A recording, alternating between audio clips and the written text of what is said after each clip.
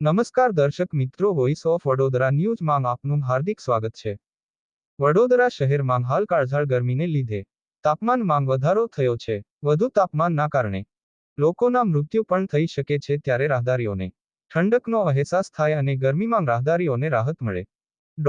તે હેતુથી સામાજિક કાર્યકર સાથી મિત્રો વડીલો દ્વારા બાપા સીતારામ મઢુલી વોડા સર્કલ પાસે કારેલીબાગ ખાતે રસ્તા પર જતાં રાહદારીઓ માટે 300 લીટર છાસનું વિતરણ સાથે ORS નામ પેકેટનું પણ વિતરણ કરવામાં આવ્યું। સાથે સામાજિક કાર્યકર દ્વારા વધુમાં જણાવ્યું હતું કે કાળઝાળ ગરમીનો પારો વધુ હોય ત્યારે આપના વિસ્તારો કોઈ પણ પ્રકારની સેવા આપશો, જેથી તાપમાન સામે રાહદારીઓને રાહત મળી રહે તેવી અપીલ કરી। બ્યુરો રિપોર્ટ નિસાર મહેંદી સાથે હઝરત ખાન, વડોદરા।